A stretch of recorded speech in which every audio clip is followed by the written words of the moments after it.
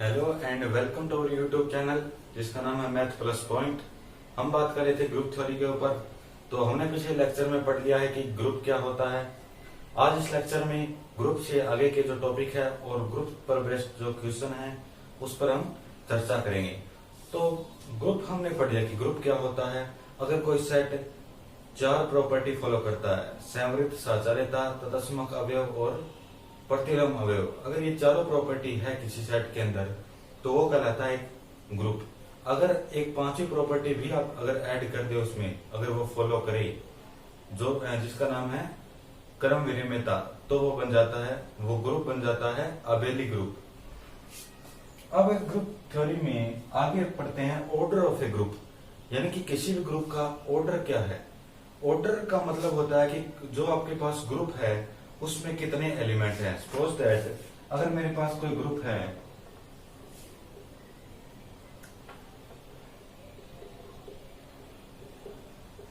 अगर मेरे पास एक ग्रुप है ये, तो इसका ऑर्डर क्या होगा।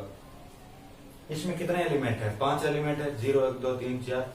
तो 5 एलिमेंट है, इसका मतलब इस जी का जो ऑर्डर होगा, ऑर्डर ऑफ जी, वो होगा 5। अब लिखने का तरीका क्या रहेगा, रिप्रेजेंट करने का तरीका, इसे लिखेंगे ओ जी से। ओ का मतलब ऑर्डर, ओ और ब्रैकेट के अंदर जी, जो ग्रुप है आपके पास, ओ जी से रिप्रेजेंट करेंगे और इसका मान कितना है? 5। तो ये होता है ऑर्डर ऑफ ए ग्रुप, यानी कि उस ग्रुप के अंदर कितने एलिमेंट है, उनकी संख्या। इसे लिखते हैं ओ जी से, ठीक है। अब आगे टॉपिक आता है ना परिमित और अपरिमित ग्रुप। ये सिंपल सा है, यानी कि अगर आपके पास फाइनाइट नंबर है किसी ग्रुप के अंदर, जैसे ये है, ये ग्रुप आपके पास फिक्स एलिमेंट है, 5 एलिमेंट है, फिक्स संख्या है, तो उसे बोलेंगे फाइनाइट ग्रुप या परिमित समूह है। एक होता है परिमित समूह है।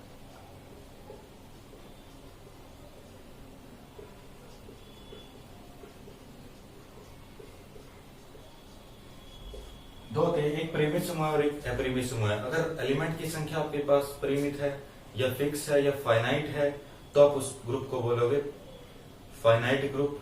अगर आपके पास इनफाइनाइट नंबर है, अनंत तक जा रहा है वो ग्रुप, जैसे फॉर एग्जांपल नेचुरल नंबर का एक ग्रुप है, इंटीजर नंबर का एक ग्रुप है किसी बाइनरी ऑपरेशन के लिए, तो उसे बोलते हैं अपरिमित ग्रुप, जिसमें फाइनाइट नंबर के एलिमेंट ना हो। तो चलिए इससे आगे का टॉपिक पर चर्चा करते हैं।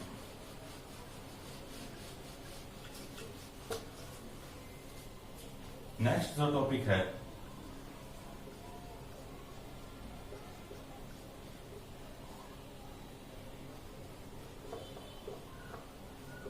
वो है क्लाइन फॉर ग्रुप। ये एक विशेष प्रकार का एक ग्रुप है जिसके अंदर 4 एलिमेंट से बना एक ग्रुप किसी स्टार बाइनरी ऑपरेशन के लिए क्लाइन ग्रुप कहलाता है। एक ग्रुप है जी जिसके अंदर 4 एलिमेंट होने चाहिए। पहला एलिमेंट तो हम आइडेंटिटी एलिमेंट लेंगे, क्योंकि किसी ग्रुप के अंदर जो मेन एलिमेंट होता है किसी ग्रुप का, वो होता है उसका आइडेंटिटी एलिमेंट, जिसे लिखते हैं ई से, स्मॉल ई से। बाकी बच गए 3 एलिमेंट। तो ऐसा 4 एलिमेंट से बना एक ग्रुप क्लाइन फॉर ग्रुप कहलाता है। और किसी स्टार बाइनरी ऑपरेशन के लिए, किसी स्टार बाइनरी ऑपरेशन के लिए। अब एक नाम सुना होगा आपने, composition table. Composition table, composition table क्या होती है, इस पे हमारा प्लेलिस्ट में देखें आप, वीडियो भी है, क्योंकि आपने 12वीं क्लास में ये पढ़ रखा है। कंपोजिशन टेबल ये एक ऐसी टेबल है जिसमें अगर आपके पास किसी भी सेट के अंदर फाइनाइट नंबर के एलिमेंट हैं, अगर आपके पास किसी सेट के अंदर फाइनाइट नंबर के एलिमेंट हैं और किसी बाइनरी ऑपरेशन, किसी ऑपरेशन को आप उस सेट के लिए बाइनरी दिखाना है, तो आप इस टेबल के थ्रू आसानी से दिखा सकते हैं। आप प्रॉपर्टी लगा सकते हैं आप इस टेबल के थ्रू। इसको बोलते हैं कंपोजिशन टेबल, संयोजन सारणी।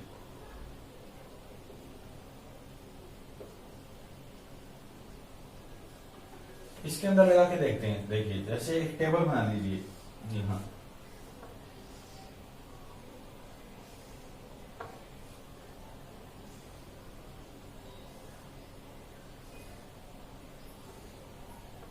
कितने एलिमेंट है? 4 एलिमेंट है, तो आप 5 बॉक्सेस बना लीजिए। 4 5 5 हो गए, और इस पर 5 वर्टिकल यानी कि 5 ही रो होनी चाहिए और 5 ही कॉलम होने चाहिए। जितने एलिमेंट है उससे एक नंबर ज्यादा। 4 एलिमेंट है तो 5 आपके पास रो होने चाहिए और 5 ही आपके पास कॉलम होने चाहिए। ये 5 हो गए। तो पहला जो बॉक्स है उसके अंदर आएगा जो ऑपरेशन है, जो ऑपरेशन है वो स्टार ऑपरेशन है। यहां पे अब आप वर्टिकली यहां पे क्या लिखोगे? सॉरी, वर्टिकली क्या लिखोगे? EABC। लंबवत क्या लिखेंगे? ये 4 एलिमेंट है वो इस ऑपरेशन के नीचे लिख दीजिए, और जो क्षैतिज है वहां पर भी ये चारों एलिमेंट आ जाएंगे, EABC। ये जो ऑपरेशन लिखा है उसके सामने और उसके नीचे लंबवत वो एलिमेंट है वो लिख दीजिए। अब ऑपरेट करिए, जैसे ई को ई के साथ स्टार ऑपरेशन के लिए ऑपरेट करना है तो ई स्टार ए, ई स्टार बी, यहां आएगा ई को सी के साथ स्टार ऑपरेशन के लिए स्टार सी, यहां पे आएगा ए स्टार ई।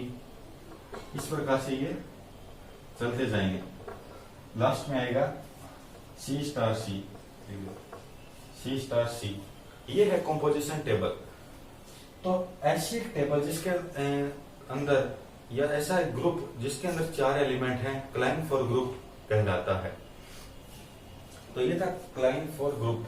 अब इसके अंदर प्रॉपर्टीज कैसे होती है? जैसे आपके पास प्रॉपर्टी है क्रमनियमितता की, आपके पास प्रॉपर्टी है तदात्मक अवयव की, प्रतिलोम अवयव की, तो वो कैसे इसके अंदर देखते हैं, उसको एक एग्जांपल के थ्रू समझते हैं।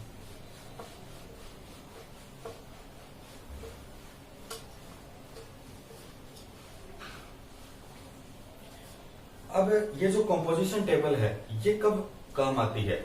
जब आपके पास फाइनाइट नंबर है किसी सेट के अंदर और बहुत कम नंबर हैं, जैसे 6 या 7 मैक्सिमम इतने नंबर हैं, इतने डिजिट हैं किसी भी सेट के अंदर, तब आप बना सकते हैं। जैसे 15 है, 20 डिजिट हैं अगर, तो सीधा बताना ही आसान रहता है। तो चलिए पहला एग्जांपल करते हैं। ये जो बुक है इसका पहला एग्जांपल है कि सिद्ध कीजिए कि समुच्चय 1, -1, आइटा, माइनस आइटा गुणा संक्रिया के लिए एक आबेली ग्रुप है। जो पहला क्वेश्चन है वो करते हैं। आपको एक सेट दिया हुआ है 1, -1, आइटा, माइनस आइटा। ये सेट गुणा के लिए एक आबेली ग्रुप है, ये प्रूफ करना है, ये प्रूफ करना है। आबेली ग्रुप की कंडीशन कौन कौन सी होती है वो लिख लेते हैं पहले। आबेली ग्रुप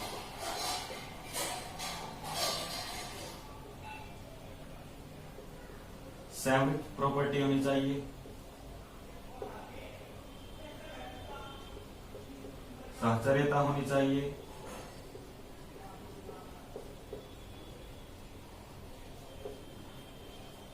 तत्समक अवयव होना चाहिए, प्रतिलोम अवयव,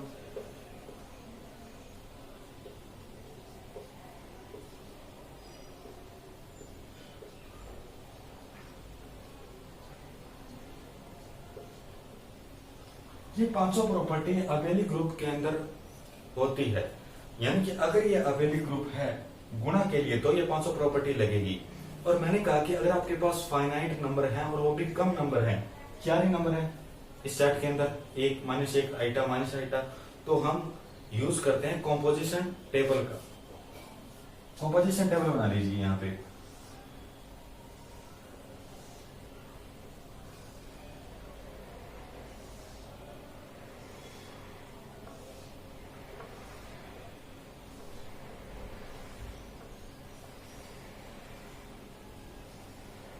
इस प्रकार से एक टेबल बना ली। यहां पे पहले ऑपरेशन आता है, ऑपरेशन है गुणा का, तो गुणा एलिमेंट लिख दीजिए इसके सामने लंबवत और क्षैतिज। 1, -1, iota, minus iota, 1, -1, iota, minus iota. अब गुणा करते हैं, देखिए गुणा ऑपरेशन तो 1 गुणा 1, 1 गुणा -1, -1, एक गुणा आयोटा, आयोटा ही आएगा, एक गुणा माइनस आयोटा, माइनस आयोटा आएगा। इसी तरह ये माइनस एक, ये एक, ये माइनस आयोटा, ये माइनस एक और minus iota plus iota, iota minus iota, iota square होता है माइनस एक, यहां लिख देते हैं, आयोटा स्क्वायर होता है माइनस एक, और यह माइनस आयोटा स्क्वायर होगा प्लस एक, माइनस आयोटा, और यह आएगा आयोटा, और माइनस आयोटा स्क्वायर प्लस एक होगा, और minus plus iota square, minus iota गुणा minus iota plus iota square, और आयोटा स्क्वायर की वैल्यू माइनस एक। तो इस प्रकार से हमने टेबल बना दी, ठीक है। अब देखते हैं वो प्रॉपर्टीज कौन कौन सी लग सकती है और कौन सी नहीं लग सकती, वो सीधे करेंगे। अब पहले देखिए, पहली प्रॉपर्टी है संवृत की। संवृत प्रॉपर्टी होती है यानी कि अगर आप दो एलिमेंट कोऑपरेट कर रहे हैं और वो दोनों एलिमेंट ऑपरेट होके जो नया एलिमेंट आ रहा है वो भी उसी सेट के अंदर है, इस टेबल के जितने भी एलिमेंट है क्या वो इस सेट के ही हैं? इस टेबल में जितने भी एलिमेंट आपको दिख रहे हैं क्या वो इसी सेट के हैं? इसका मतलब संवृत प्रॉपर्टी लागू हो रही है। सीधा लिख देंगे आप, संवृत प्रॉपर्टी लागू हो रही है, क्योंकि आप जितने भी एलिमेंट कोऑपरेट करते जा रहे हैं, ये जो सारे एलिमेंट हैं इतने, ये सारे एलिमेंट इस सेट के अंदर आ रहे हैं, ठीक है। अब देखिए चाचा का एक मिनट रोक देते हैं। तत्सम अवयव देखिए, तत्सम अवयव क्या होता है? यह कहता है कि ए स्टार ई बराबर ए आना चाहिए, यानी कि एक एलिमेंट उठाइए आप, उसको किसी एक ऐसे एलिमेंट के साथ ऑपरेट कीजिए कि वो खुद ही आए। कौन से एलिमेंट है? ये चार उठाइए, इन चारों को किस एलिमेंट के साथ गुणा करने पर ये खुद ही आ रहे हैं? एक को एक के साथ गुणा करने पर खुद आ रहा है, माइनस एक को एक के साथ गुणा करने पर माइनस एक आ रहा है, आयोटा को एक के साथ गुणा करने पर आयोटा आ रहा है, खुद ही आ रहा है, और माइनस आयोटा को एक के साथ गुणा करने पर माइनस आयोटा आ रहा है। इसका मतलब जो तत्समक अवयव है यहाँ पे वो होगा एक। प्रतिलोम अवयव, प्रतिलोम अवयव कहता है कि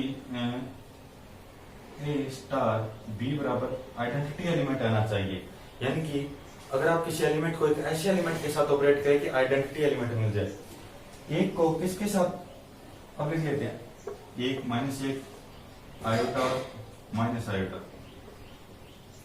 क्योंकि मैंने बताया कि प्रत्येक एलिमेंट का प्रतिलोम अलग अलग हो सकता है।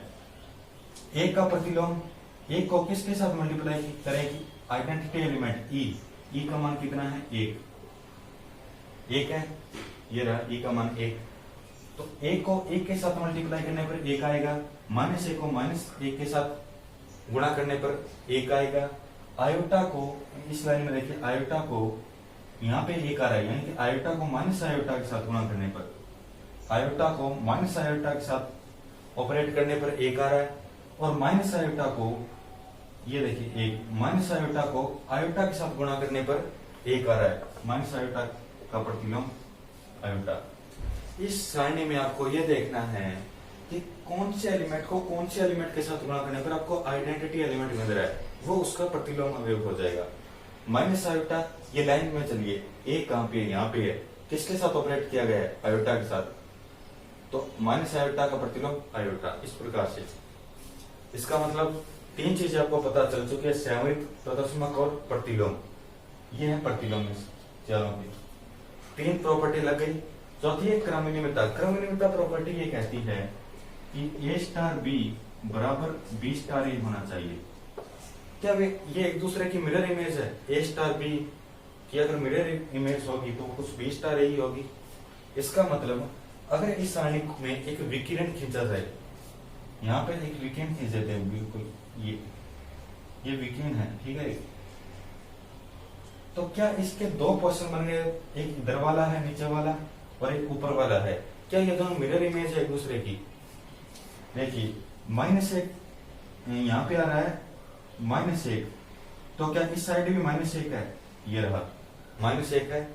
इस साइड माइनस एक के नीचे आयोटा है, माइनस एक के आयोटा, ये रहा इस साइड आयोटा है, यहाँ पे आगे आयोटा है, तो मिरर इमेज है।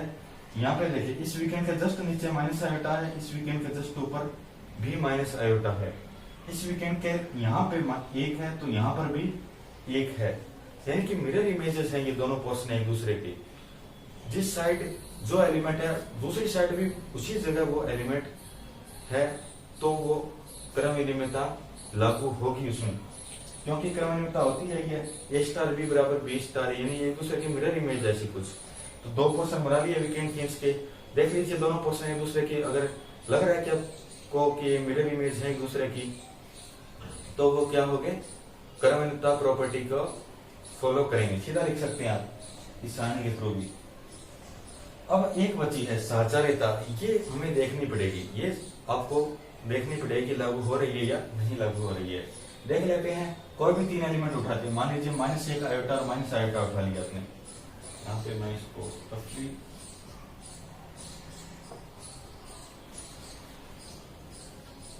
तीन एलिमेंट उठा लिए, -1 आयोटा और -i आयोटा, गुणा का ऑपरेशन है। तो प्रॉपर्टी कहती है कि A स्टार B या A गुणा B गुणा के लिए गुणा C बराबर A गुणा B गुणा C। प्रॉपर्टी ये कहती है गुणा के लिए, बाकी स्टार होता है यहाँ पे। तो एक ये है A, ये B, अगर ये C हो तो -1 गुणा आयोटा गुणा -i आयोटा बराबर -1 गुणा आयोटा गुणा -i आयोटा। यही आएगा वैल्यू रखने पे, यह आएगा -i आयोटा गुणा -i आयोटा, इधर आएगा -1 गुणा आयोटा स्क्वायर और माइनस है, आयोटा स्क्वायर होता है -1 और एक और माइनस है तो +1, तो ये आ गया माइनस। अब देखिए ये कितना आया है, ये वैल्यू -i आयोटा गुणा -i iota plus iota square, और आयोटा स्क्वायर कितना होता है -1, तो ये वैल्यू आ गई -1, और इधर भी -1 गुणा ये कितना आया -1, यानी -1 बराबर -1, दोनों इक्वल हैं, दोनों वैल्यू इक्वल है। ये इसका मतलब साचार्यता प्रॉपर्टी भी लागू होती है यहाँ पर गुणा के लिए। इसका मतलब आप फाइनली ये कह दें कि ये जो सेट है S वो गुणा के लिए क्या है, एक आबेली ग्रुप है। ये कॉम्पोजिशन टेबल बनाइए और नीचे पॉइंट लिखते जाइए, 5 पॉइंट होंगे। पहले पॉइंट में लिखेंगे कि सामरिक फॉलो होती है, साचार्यता भी लागू होती है, साचार्यता दिखा देंगे आप ऐसा 3 एलिमेंट लेके। तदात्मक अवयव यहाँ पर 1 है, प्रतिलोम अवयव 4 एलिमेंट लिखकर उनके प्रतिलोम लिख दे, और क्रमनियमितता दर्शा दे, क्योंकि ये जो वीकेंड खींचने पर जो दोनों भाग है वो एक दूसरे के मिरर इमेज हैं, प्रतिबिंब दर्पण प्रतिबिंब हैं। तो ये 500 प्रॉपर्टी लागू होती है, अतः ये सेट गुणा के लिए क्या है, अबेली ग्रुप है। तो आज के लेक्चर में सिर्फ इतना ही, ये था पहला एग्जाम्पल बुक का। तो आज के लेक्चर में सिर्फ इतना ही। धन्यवाद। इस चैनल को ज्यादा से ज्यादा सब्सक्राइब करें, शेयर करें और लाइक करें। तब तक के लिए टेक केयर।